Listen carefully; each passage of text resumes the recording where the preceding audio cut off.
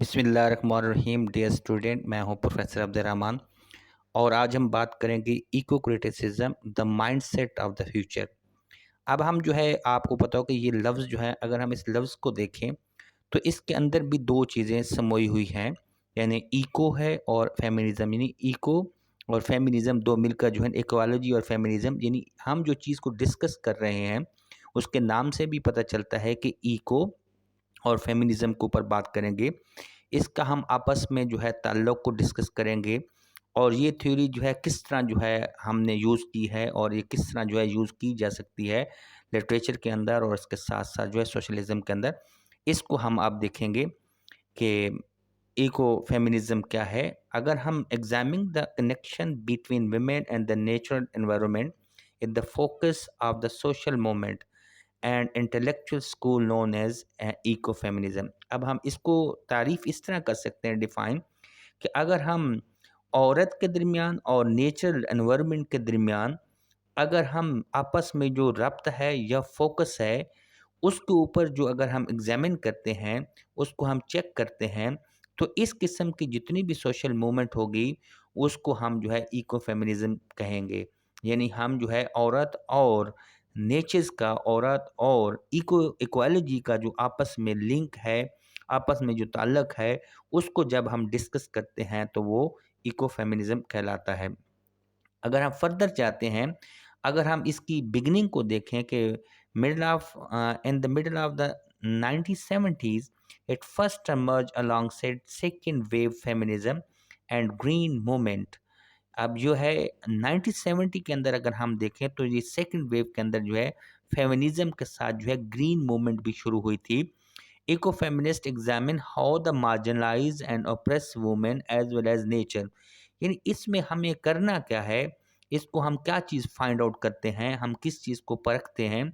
तो eco feminist जितने भी होते हैं वो ये देखते हैं कि जो मार्जिनलाइज है और अप्रेस औरत है, जो ऐसी औरत जो डिग्रेड हो गई है माशरे के अंदर, जो उसका मकाम डीवैल्यू हो रहा है, और उसी तरह नेचर भी जो है वो एक्सप्लॉइट हो रही है। इन दोनों चीज़ों के दरमियान दोनों एक्सप्लॉइटेशंस हो रही हैं। इन दोनों चीज़ों को ऊपर पढ़ना और इसका के बारे में जांच पड़ताल करने का नाम जो है वो इको फेमिनिस्ट ने 97 के अंदर इस जो है तहरीक को शुरू किया था।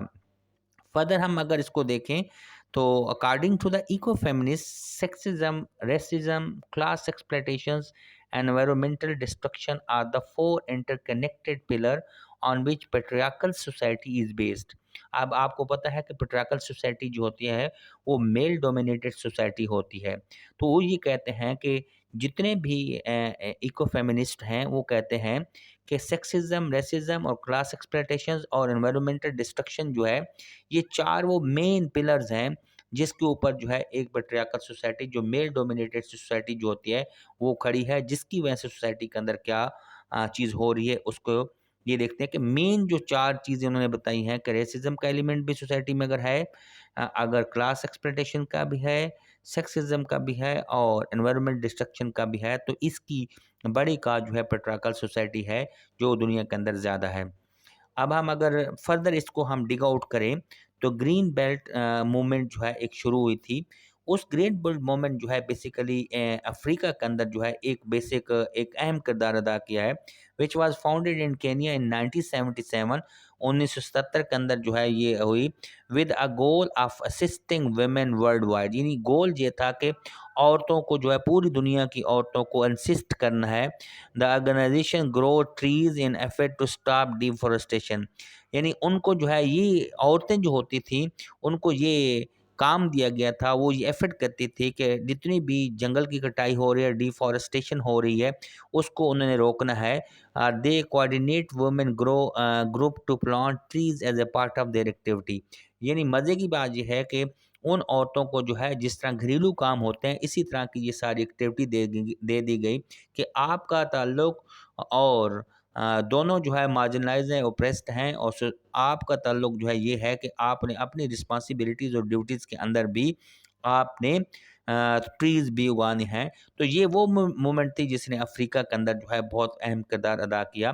तो डियर स्टूडेंट, आप ये हम बड़े सादगी से ये कह सकते हैं कि पेट्रियार्कल सोसाइटी के अंदर जिस तरह जो है फीमेल जो होते हैं, फेमिनिज्म का एलिमेंट जो है उसके ऊपर बहुत ज़्यादा जो है पेट्रियार्कल सोसाइटी के अंदर जो है वो ऑप्रेस्ड हो रही है और मार्जिनलाइज हो रही है।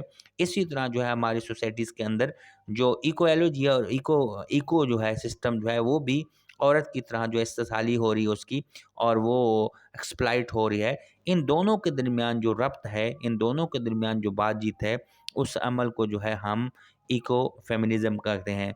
तो उम्मीद है कि आज आपको जो है इको फेमिनिज़्म का जो बेसिक कंसेप्ट था वो आपको समझ आया होगा और इसके कॉज़ एंड कंसीक्वेंसेस जो हैं वो समझ आएँगे। फर्दर इस थ्योरी को जो है हम किसी और लेक्चर के अंदर डिस्कस करेंगे।